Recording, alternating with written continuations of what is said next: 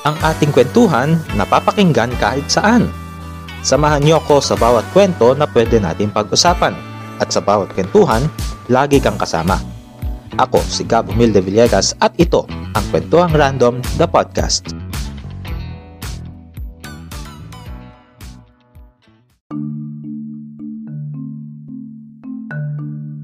So, welcome guys sa isa na namang edisyon ng ating kwentuhan. Sa episode na ito ay pag-uusapan natin ang kasalukuyang sitwasyon ng press freedom at ng media security sa ating bansa. Bago tumulak si Pangulong Ferdinand Marcos Jr., nagbigay muna siya ng talumpati sa mga kasapi ng kapisanan ng mga broadcaster ng Pilipinas at sinabi nito na nais niyang itaguyod at protektahan ang karapatan ng mga mamamahayag at syempre yung kanilang seguridad. Upang talakayin ito ay inimbitahan natin ang isa sa mga kapit-kapitagan ng mga press freedom fighters ng bansa ngayon. Walang iba kundi ang editor ng Philstar.com at kasalukuyang chairperson ng National Union of Journalists of the Philippines. Walang iba kundi si Jonathan De Santos. Hi boss, magandang hapon. Hello, magandang hapon ka. Salamat sa pag-imbita. Kaya naman yung intro mo. Ano lang, magkakatrabaho lang tayo. First question natin bago tayo mapunta do sa kung ano yung personal takeaway ninyo sa naging talumpati ni Pangulong Marcos. Kumusta nga ba ang kasalukuyang sitwasyon ng press freedom sa ating bansa? Well, kung titingnan natin nakapagtala na tayo ng mahigit 50 mga atake or kaso ng harassment laban sa mga mamamahayag So, kung susumahin natin, halos ganito rin yung rate ng first 10 months ni dating Pangulong Duterte parang I think nasa 48 attacks yun So, sa isang banda, at tama naman medyo mas maganda naman yung pakikitungo ng Administrasyon Marcos sa journalists. Pero yung threats na hinaharap natin ay nandun pa rin naman. So, at this point, ano yung mga existing threats na kinakaharap pa rin ng mga journalists sa ating bansa? Well, syempre alam naman natin may dalawa tayong kasama na namatay last year isa na nga doon si Percy Lapid na malaking kaso yon at hindi natin alam kung kamusta na yun supposedly ay may mga kaso na na-final, umuusad naman pero hindi pa natin masasabing resolved ito hindi pa naman din in custody yung sinasabi nilang may sala So yun, pero dagdag na threat pa rin sa atin na dati pa rin naman ay yung kaso ng libel nasa 8 kaso na ng libel ang naitala natin mula June 2022. So yun ang isa sa siguro nagbago mula nung huling administrasyon dumadami yung paggamit ng batas o yung pag-weaponize ng batas laban sa mga journalist. Hindi naman yan nag-umpisa lamang nitong administrasyon ni Pangulong Marcos pero nagsimula to or dumami ito nung panahon ng mga lockdowns ng pandemic at tuloy-tuloy pa rin.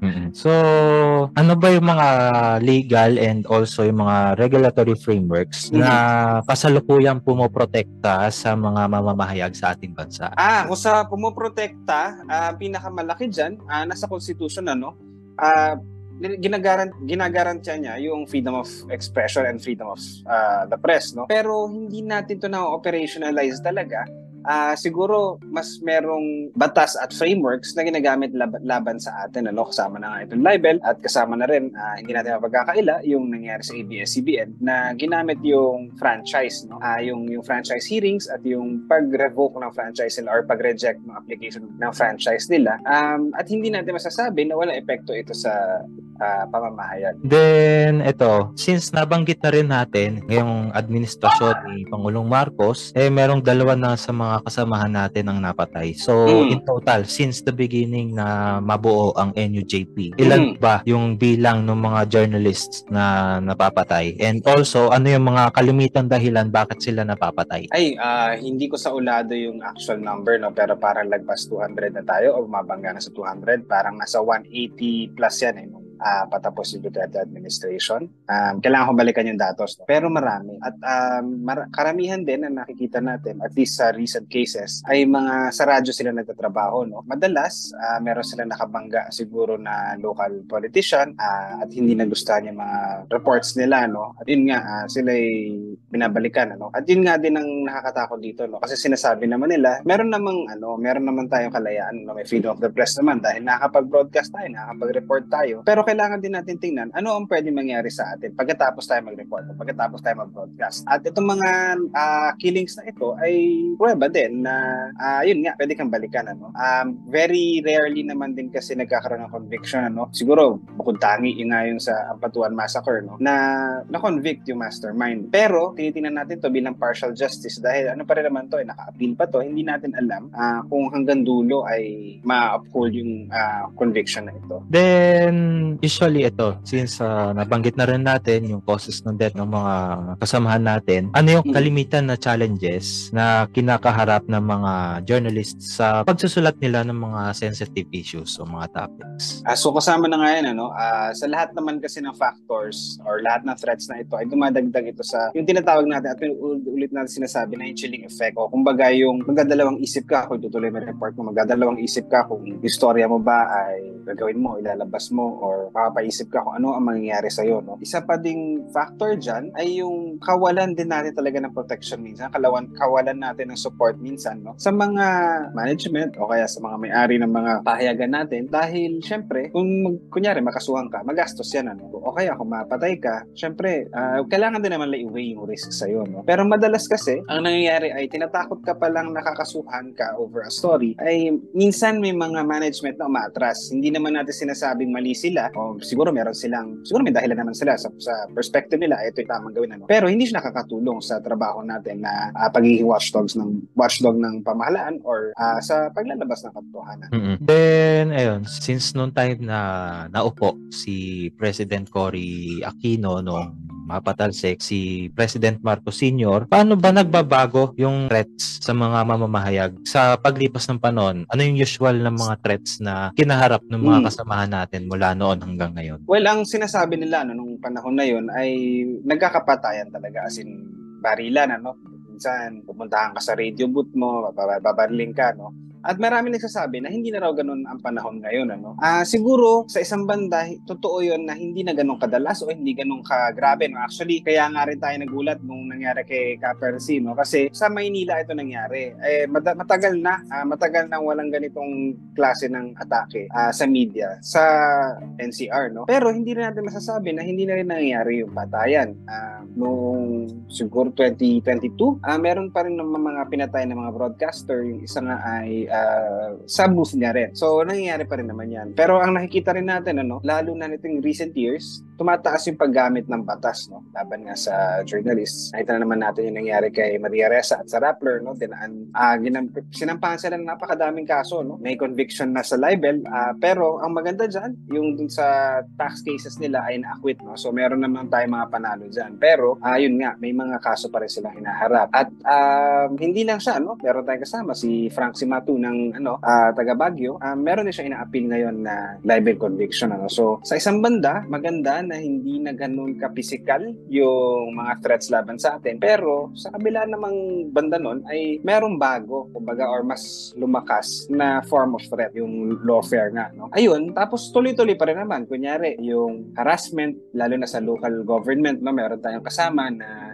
sa Visayas, parang nilapitan siya nung parang press officer or media relations officer na isang politiko, tapos sinabi na either babayaran ka namin every month, ganyan, tapos maganda yung balita mo tungkol sa boss ko, or makakaaway mo kung sino man yung official na yon at hindi mabuti para sa'yo. Ang nangyari, umalis siya sa dati niyang trabaho at naghanap na lang ng trabaho sa ibang lugar. Ano yung mga implications nitong mga nangyayari ngayon do sa current state ng media security and also yung press freedom sa ating bansa? Okay. Yung sa batas o yung mga legal cases, syempre safety yan, pero mas sa legal domain yan. Kung sa actual security, ang isa sigurong malaki nating hinaharap na challenge, bilang mga mamamahayag, ay yung patuloy, na red tagging o yung pagle-label sa mga journalists na nagsusulat, kunyari, tungkol sa social issues, bilang mga komunista o kaya rebelde o terorista. Ito yung mga sinasabi natin na directly ay nakaka-apekto talaga sa security ng isang journalist. Kunyari,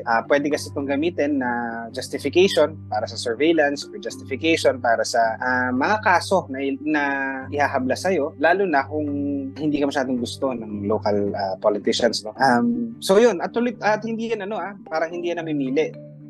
Whether nasa probinsya ka, minsan nasa Manila ka, pwede ka pa rin paratangan ng ganyan. At yung risk niyan ay ganun talaga. No? Minsan, may mga kasama tayo na hindi mo na lumalabas ng bahay pag na-red tag o pag naparatangan ng ganyan. Ano? O kaya, yung iba, mapapaisip sila kung tutuloy pa nila yung beat nila or minsan papalipat. Marami na rin naman din umalis ng media dahil sa mga ganitong pananakot. Ito naman, boss, since nabanggit nyo rin yung lawfare at saka since nung parang recently nga lang din ay nagkaroon din ng lawfare summit ng NUJP upang ilabas itong naging pag-aaral ng NUJP. So ito, nakakuha din ako ng kopya nitong state na legal safety ng mga Filipino journalists. Para doon sa mga hindi pa nakakaalam hinggil dito, maaari nyo bang ibahagi sa amin kung ano yung nilalaman nitong maging pag-aaral na ito ng NUJP? Okay.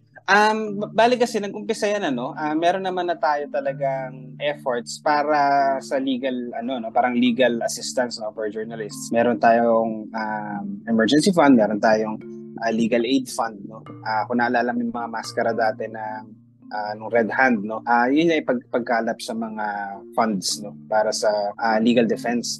Marami naman tayong naging beneficiaries dito. Maliit lang naman din yung binibigay natin pero at least kahit paano may kaunting tulong. So itong study na to ay parang next phase nun.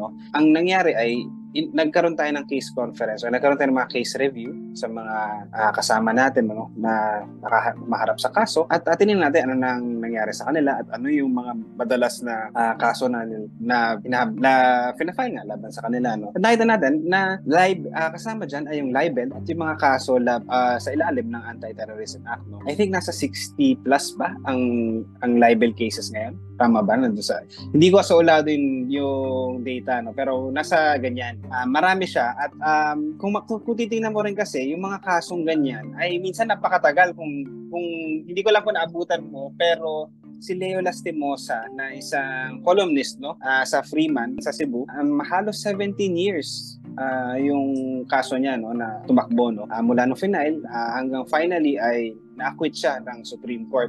At yun nga, illustrative ito sa mga pinagdadaanan ng mga kasama natin na humarap sa kasong ganyan. Meron din tayong dalawang colleagues, si Darcy de Galicia at saka si Noel Alamar, na humarap sa more than 900 counts of libel. Na-dismiss na ito, pero may balita kami na parang nirefile o kaya ay parang may motion for reconsideration or something like that. So, maaring mabubuhay pa rin itong kasong ito laban sa kanila. So far, ito, ano naman yung role na ginagawa ng pamahalaan as well as ng mga civil society organizations and also the private sector upang maprotektahan ang press freedom sa ating bansa? Well, siguro magandang simula yung yung sinabi ni Pangulo na nirerespeto ng gobyerno yung karapatan ng mga mamamahayag at na paprotektahan daw niya yung mga karapatan na yun. Refreshing din kasi ito dahil hindi naman natin magkakaila siguro na sa nung huling administrasyon medyo tensionado yung relasyon ng media at ng gobyerno. So ngayon may ganung recognition may ganung acknowledgement. So siguro pwede natin panghawakan yun na para pag may nangyari, pwede natin sabihin, sir, sabi niyo ganito. So at least meron tayong mahahabol na ganon. Hindi ko alam kung buhay na ulit yung Presidential Task Force on Media Security, pero yun nga din medyo problematic din para sa amin para sa atin yung existence nung body na yun. Pero sa ngayon hindi ko alam kung active siya pa rin. Wala pa silang nilalabas na pahayag recently. Siguro maganda rin na yung press secretary natin ngayon ay dating colleague. So siguro naintindihan niya yung mga pangangailangan natin. Sa ganun, sa civil society meron naman din. I think marami na, para lumalawak na rin yung networks. May mga coalition na tayo. Kunyari, Facts First PH na sinimulan ng Rappler ay nag-umpisa yan sa fact-checking. Pero meron na rin silang mga efforts para i-amplify yung mga campaigns ng mga members ng coalition. So ito yung mga magagandang pwedeng gawin or pwedeng ituloy. In terms of kasama ng organizations kasama ng Integrated Bar of the Philippines na nag-commit na tutulong sa mga kasama natin na humaharap ng kaso. Yun lang, depende sa sarili nilang mga commitment dahil kumbaga kung ano yung kaya nilang ibigay sa panahon na yun. At this point, meron tayong may na-research din ako lately, no? Mhm. Na may mga existing na Senate bills and also yung mga House bills na nakafile sa Mhm. kabilang kapulungan ng Kongreso. Then, meron din ditong ito, sa Senate version naman, may nakafile na Senate Bill 1765, itong News Media Workers Welfare Act na hinihain ni Senator Lito Lapid at itong Senate Bill number 1693 o ang Media Workers Welfare Act naman na pinahil ni Senator Raffy Tulfo. And at this Mhm. point, nasa committee level pa rin ito sa Senate, no? And doon naman sa House, parang nakaakyat na ata ito ng third reading. Itong Media Workers Welfare Act, which was ito yung consolidated bill, House Bill number 0454 na pinahil ng mga yan from AXIS ni AXIS nga yan. ni Representative Paulo Duterte, Representative Jeffrey Soriano, and also with Representative Yap. So far, ano ang masasabi ninyo sa kasalukuyang takbo nitong mga panukalang batas na ito? Okay. Hindi ko pa nasisilip yung kay Senator Lapid, no? Pero nakaupo tayo sa technical working group ng Media Workers Welfare Bill nung huling kongreso, no? At maganda naman yung maganda naman yung hangarin niya. I think pumasa yan sa House last Congress, no? Meron lang, at syempre gusto naman natin, no, na merong safeguards talaga. Kunyari, ang isa sa mga panukala dyan ay may hazard pay, no, para sa mga kasama natin sa media. I think may insurance din dyan. At sinubukan din nila mag-set ng parang pay scale, no, para sa mga members of the media. Pero ang pagkakaintindi ko ay tinanggal yung part na yon kasi daw hindi naman daw pare-pareho ang financial capability ng mga newsrooms, no. So ang nangyari, at least nung huling Congress, ay nag-agree sila na at least minimum wage yung makatatanggap na isang media worker, no, na kung tutusin parang hindi naman na yun necessarily isulat, pero useful na rin kasi minimum yun parang hindi talaga dapat na natatanggap mo at minimum. Hindi ko alam kung anong nangyari dyan nung huling Congress, parang nawalan yata ng oras, no, pero I think din yung mga media companies ay medyo hindi sila masyadong sang-ayon, no, kasi daw unang-una, kunyari hazard pay, kung magsiset ka ang panukala nun ay 500 pesos a day, no, meron naman daw kasing arrangements ang ibang newsrooms na mas mataas doon. So parang ganun.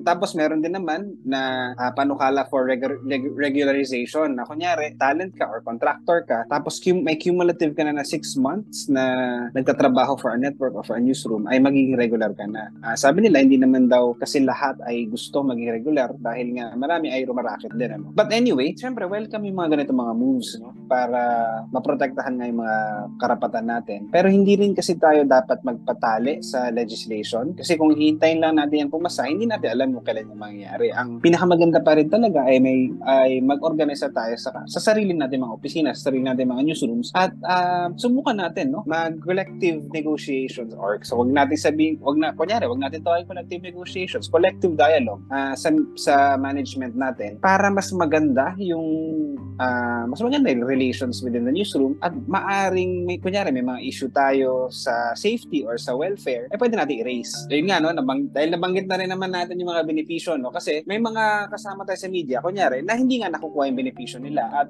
marami ay natatakot na i-raise ito sa management, no. May ilan sa atin, sa hanay natin, na maglalakas loob na dumulog sa NLRC, ganyan. Pero napakadami or mas marami ang medyo kabado or medyo nagdadalawang isip sa mga ganong moves. Next question. Paano naman pinoprotektahan ng mga mamamahayag ang kanilang sarili, o ano yung mga efforts na ginagawa nila para protektahan yung sarili nila mula doon sa mga existing threats na meron sila? So siguro based na lang din sa mga stories na naririnig din natin doon sa mga kasamahan natin, ano yung mga ginagawa nila? Okay, sa kasi sa ngayon medyo nasa personal level yung security natin, ano. Kunyari, ilalock natin yung mga social media accounts natin para sa privacy, no. O kaya nagbabago-bago tayo ng mga ruta, no, for physical safety ito. At meron naman, tinuturo din naman natin yan kung paano mo more or less, paano ka magiging mas safe, no, lalo na pag nasa coverage ka, no. Pero on industry level, parang wala pa masyadong ganong frameworks, no, or wala pa masyadong mga ganong mechanisms, no. Meron naman tayong mga support groups, kunyari mga informal support groups din na nagbibigay ng yun nga, suporta. Kunyari, may isa sa atin na, kunyari, na-troll or na-harass, no? Minsan, lalabas tayo ng mga messages of support o kaya, minsan nakikipag-away tayo, may nakikipagbardagulan tayo online para sa kasama natin, ganun ano. Sa ibang mga sa ibang mga kasama natin na grave yung threat talaga, yung iba sa kanila ay at lagi naman natin din itong ina-advise na lumapit sa police o kaya sa barangay, no? Kailangan yung ipaalam na under threat kayo kasi naniniwala tayo na isa itong malaking deterrent pag nalaman kunyari ng tao na may balak sa inyo na na-report na siya sa police o na-report siya kahit sa barangay, malaki yung chance na hindi niya itutuloy yung balak niya sa iyo. So anyways, since nabanggit din natin dito yung media safety, gaano nga ba kahalaga yung safety training? Since as far as I know, NUJP pa lang ang nakakapagbigay o nakakapag-launch. Meron ng existing na merong nilulunsad or sinasagawa na safety training for journalists. So, gaano nga ba ito kahalaga? Okay. Actually, I think meron na rin yung iba. I think Cagayan de Oro Press Club ay may nag-safety training na rin. At may mga partners tayo, kunyari sa AIJC. Anyway, importante siya dahil marami sa mga newsrooms natin ay hindi naman equipped or hindi sila aware sa kahalagahan ng safety training para sa kanilang mga reporters, no? Para sa kanilang mga news producers. Parang ina-expect lang natin, kunyari, na sige, sumamba ka na lang. No? Actually, madalas, marami sa atin, ganun talaga. No? Parang first day mo sa trabaho, saba ka agad. Bahala ka na. Parang gagawa ka lang, diskartehan mo na lang na magawa mo yun ng safe. Para sa atin sa Metro Manila, okay lang yun, madali lang yun dahil hindi naman ganun ka-delikado yung ginagalawan natin.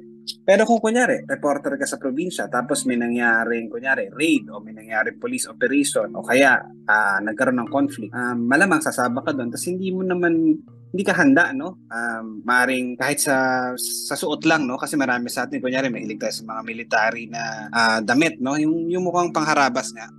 Hindi natin alam or hindi natin may isip na maaring mapahamak tayo sa mga ganitong mga suot, no? So, ganun. Yun lang naman din. Parang sa safe training naman kasi, ang madalas na tinuturo naman dyan ay kung tutusin, common sense, no? Pero kasi nga, kailangan siyang ulit-ulitin dahil pag nandun ka na sa stressful situation, maaring hindi mo siya maalala, no? So, kung paulit-ulit, parang magiging practice na talaga siya, no?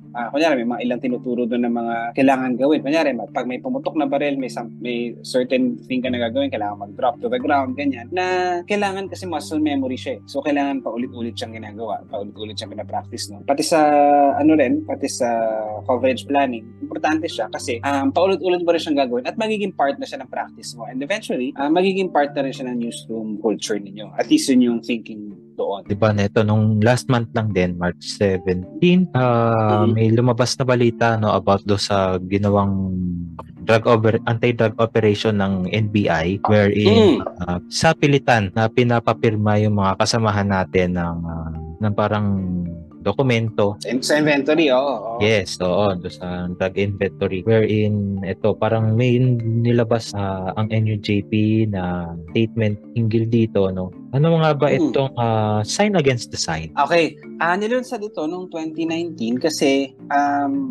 base din sa mga FGD natin sa mga kasama natin, marami sa kanila kasi dahil under the Comprehensive Dangerous Drugs Act, no, kasama yung media sa mga pwedeng maging witness, no, sa mga sa drug operations. At maganda naman sa tingin ko, maganda naman din yung hangarin nitong provision na to, no, para may witness na walang kalokohan na mangyayari sa raid o kaya walang abuso, no, na mangyayari sa mga operations na ito. Pero ang nangyayari in practice, minsan yung mga kasama natin, kahit hindi naman sila naka-witness talaga ng raid, pipirma silang witness kasi syempre out of goodwill o kaya isipin nila na pag hindi nila ginawa yun, maaaring hindi na sila makasama sa susunod na mga lakad, no? Maaring mataguan sila ng mga impormasyon. So, minsan wala silang choice. Yung iba naman, at hindi ko sinasabing lahat, pero may mga pagkakataon kasi na kunyari, meron niyang allowance na panggas o kaya may kaunting siguro kaunting pera, no, pang tulong, no. At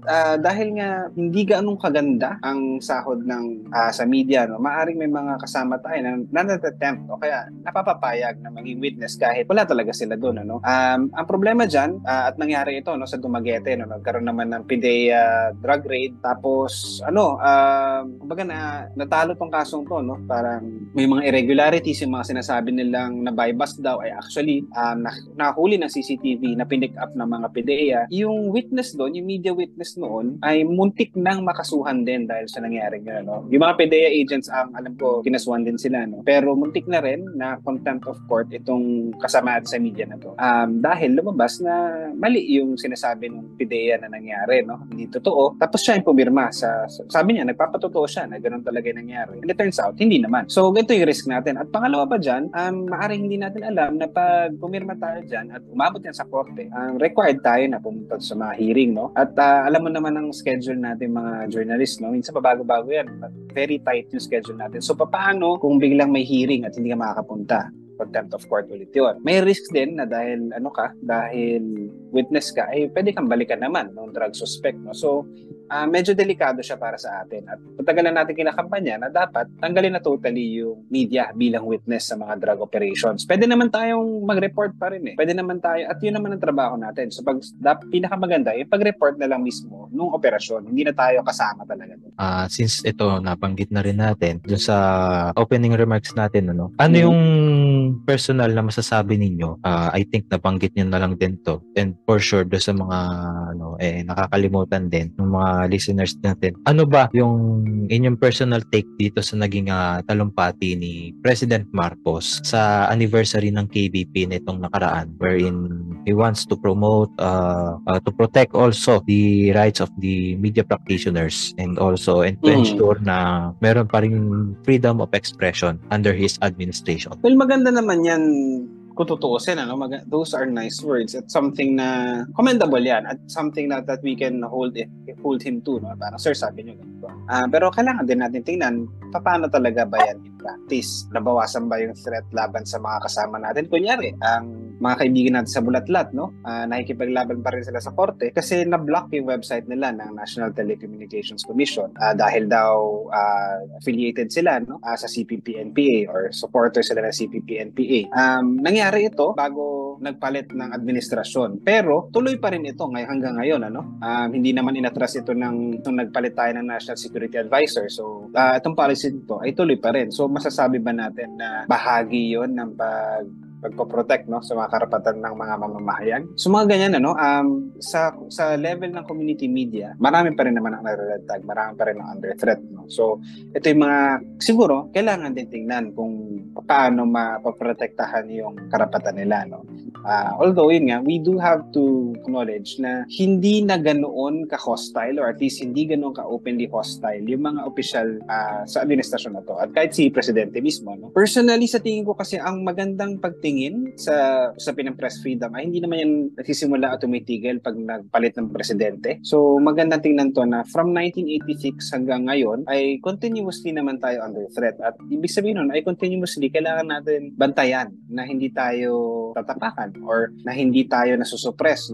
Kaya minsan paulit-ulit yung mga kampanya. Kasi totoo naman na yung mga threats ay tuloy-tuloy pa rin naman. Yung mga conditions na ginagalawan natin, kunyari, nung panahon ni Duterte, ay yung pa rin naman ngayon, yung threat of the use of the law ay ganoon pa rin. Yung threat na yung prangkisa mo ay pwedeng mabawi, nandun pa rin siya. Kaya kailangan tuloy-tuloy natin pinaglalaban. So, last question natin, boss.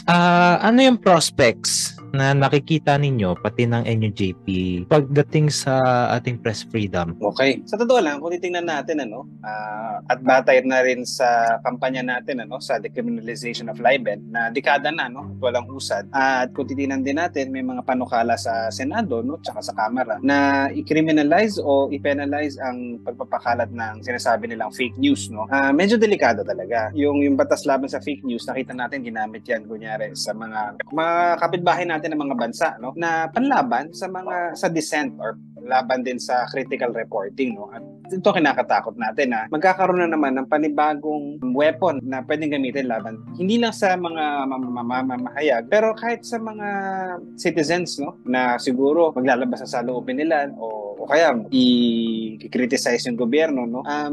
At trend ito sa region, actually parang around the world, na ginagamit yung pananakot ng fake news, ganyan, para makontrol yung mga tao, para makontrol yung press. Dagdag pa dyan, hindi na ako pwede mag-comment sa SIM Card Registration Act. Pero generally lang, may tendency ang mga pamahalaan na magpasa ng mga batas na may tendency din na gamitin para i-control ang dissent, para i-control ang critical journalism. So, medyo nakakakaba. Pero at the same time, naniniwala naman tayo at nakita naman natin, no, na sa kabila ng mga threats na to, sa kabila ng mga panggigipit, no, na ginagawa sa atin, ay tuloy pa rin naman tayo sa trabaho natin. At tuloy pa rin yung mga matatapang nating mga kasama, no, sa pagre-report pa rin ng katotohanan. Ayun. So, ito natalakay natin itong kasalukuyang sitwasyon ng press freedom and media security sa ating bansa. Ngayon naman, pupunta tayo to sa dako ng ano nga ba ang NUJP and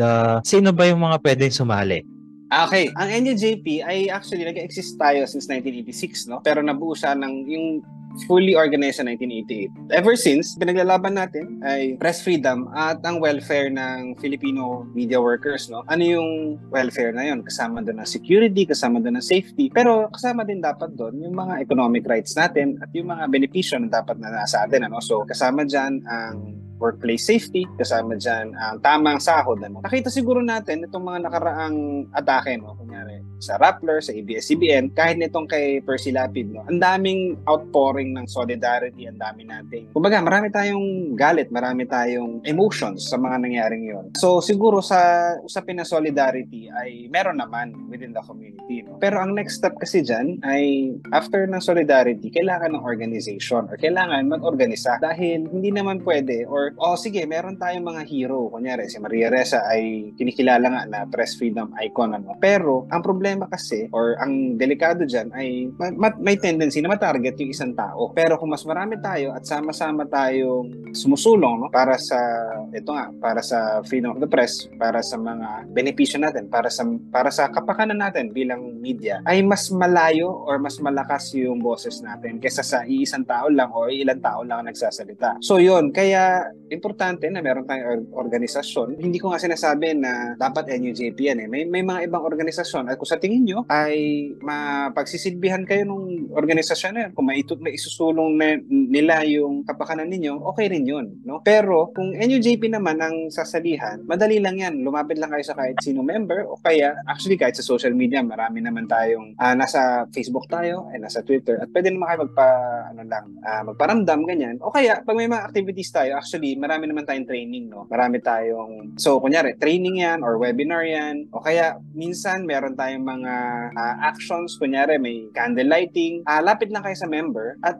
i-refer po kayo sa membership commission at sila yung makikipag-usap sa inyo, mag-set ng orientation kasi kailangan naman po, no? Hindi naman tayo pwedeng papirma lang tayo na hindi naman din alam ng prospective member kung ano yung pinapasok niya, no? So parang doon lang din po, ikakwento lang din kung ano yung organisasyon, ano yung mga ginagawa nito, ano yung mga activities nito at ikaklaro po, no, na hindi po tayo terorista, hindi po tayo kalaban ng gobyerno necessarily, minsan lang po ay critical tayo at hindi po yun masama, kasama po yun sa tungkulin natin bilang mga hayag. So yun po, madali lang po kami mahanap, mabait po ang mga tao at ayun po, welcome po lahat ng media workers na involved sa news production. So, hindi lang ito mga reporters lang ang no. So, sino hindi pa? Oo. Sino pa yung mga pwede aside sa mga reporters na pwedeng mag-join? May members tayo na photojournalists, meron tayong members na cameramen, meron tayong members na piloto, no, yung nagda-drive at nagdadala ng crew cab, no. Dahil lahat naman po ito ay kasama sa news production, kasama po sila sa editorial side, no, news gathering and production nga. So lahat po yan ay kino-consider natin na media workers. Hindi po to reporter lang, hindi po ito editor lang. Lahat po na nagtatrabaho sa media, sa news production ay welcome po. At patas-patas po tayo dito. Okay. So ayan po, maraming salamat Boss Jonax sa pagpapaunlak sa aking imbitasyon and also binabati natin ang lahat ng isang World Press Freedom Day. Ayan. So minsan lang naman tayo bida, pero otherwise po ay tuloy-tuloy lang tayo sa trabaho. So ayan, kung halimbawa na may mga na-miss kayong episodes ay pwede nyo balikan ang ating kwentuhan sa Spotify, Radio Public, Google Podcast, Pocket Cast at Player FM.